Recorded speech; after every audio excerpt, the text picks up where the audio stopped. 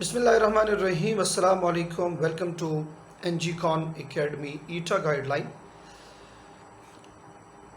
Tracheophytes is the second phylum of kingdom Plantae.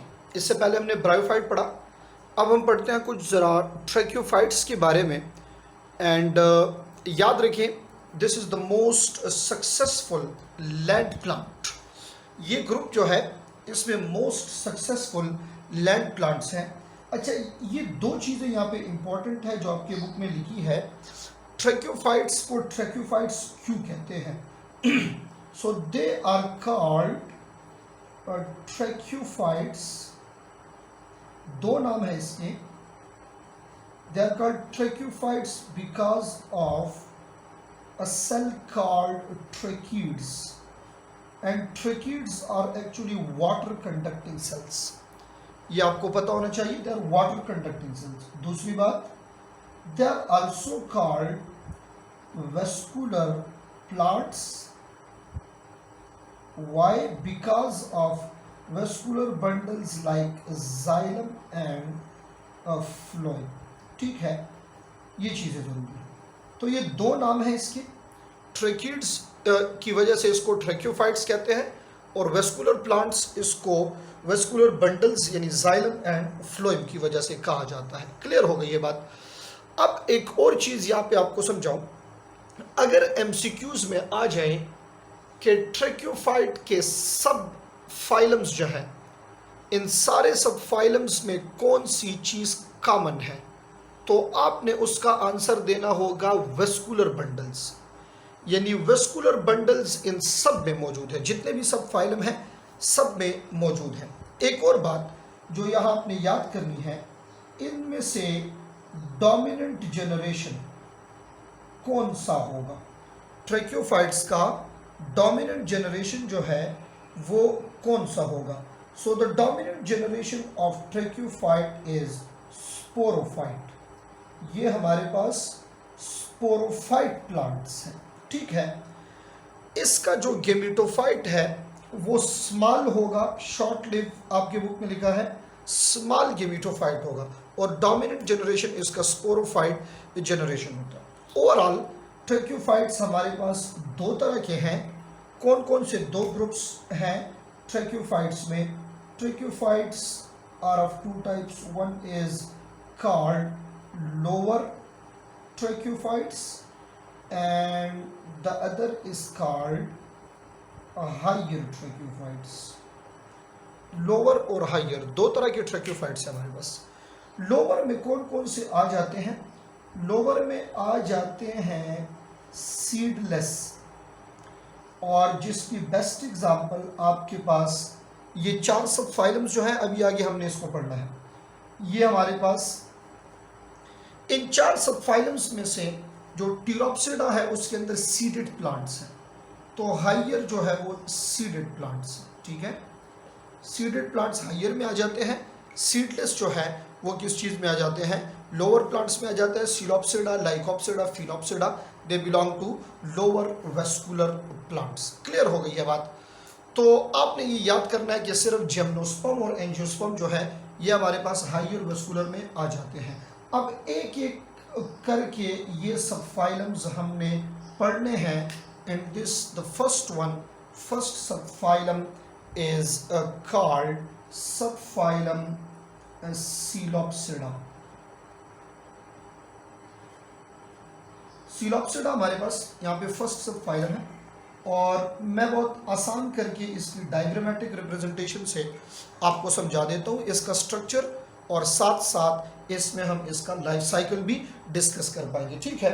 अच्छा, इसका सबसे पहले आप स्टेम देख लें. तो स्टेम इसका दो तरह का है.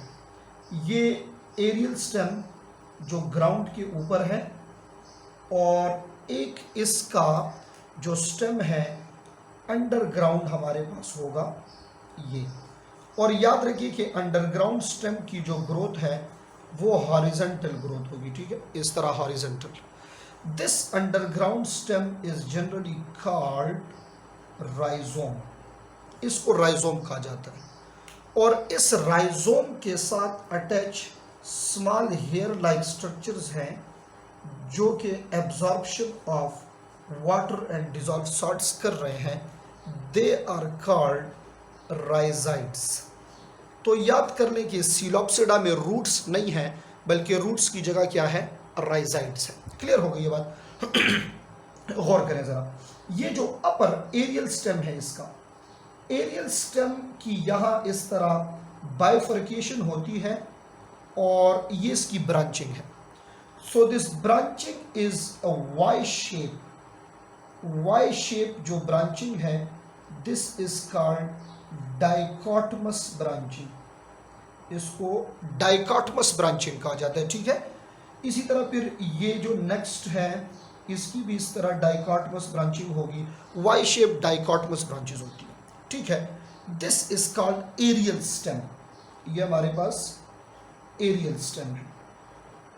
ये एरियल स्टेम, ये अंडरग्राउंड स्टेम। तो underground stem is called rhizome और एरियल स्टेम जो है अपराइट, इसकी ब्रांचिंग हुई है। बात क्लियर हो रही है?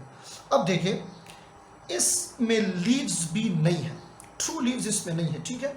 तो यहाँ ब्रांच के टिप के ऊपर एक स्ट्रक्चर ऐसे अपीयर होगा जिसको कहा जाता है स्पोरेंजियम, ठीक है। टिप ऑफ द ब्रांच के ऊपर एक स्ट्रक्चर होगा जिसको कहा जाता है स्पोरेंजियम। इस स्पोरेंजियम के अंदर यहां स्मॉल एसेक्सुअल स्पोर्स जो है ये एराइज होंगे, ये एसेक्सुअल स्पोर्स है। इन अ फेवरेबल कंडीशन जब ये स्पोरेंजियम बर्स्ट होता है तो ये स्पोर्स बाहर निकल आते हैं, ठीक है। जब ये स्पोर्स बाहर निकलेंगे तो इन स्पोर्स की जर्मिनेशन से यहाँ एक बॉडी बनेगी जो कि गेमीटोफाइट बॉडी है। अब याद रखें, ये जो मैं गेमीटोफाइट का जिक्र कर रहा हूँ, this gametophyte is very small and dependent किस चीज़ के ऊपर, ये इस स्पोरोफाइट बॉडी के ऊपर डिपेंडेंट है फॉर इट्स नरिशमेंट। बाकी तो बात आसान हो जाती है, इसके अंदर दो चीज़ें आ जाएंगी, sperm and egg. When the sperm fertilize this egg, इससे बन जाता है zygote. Zygote develop into embryo and embryo develop into a new sporophyte plant body. ये इसका शॉर्ट सा लाइफ साइकिल हो गया।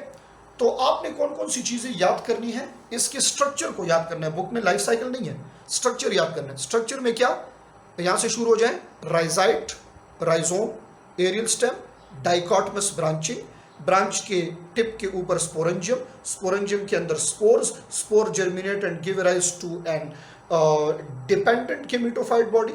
Then this contains sperm and egg. Sperm fertilize the egg. Egg is converted, developed into zygote. Zygote into embryo, and embryo into a new sporophyte plant body. This plant body is actually a sporophyte plant body. ये plant body जो है ये क्या है, sporophyte plant body है। अब जो MCQs में आने वाली चीज़ है, एमसीक्यूज में क्या आ सकता है, इसके आपने एग्जाम्पल्स याद करने हैं।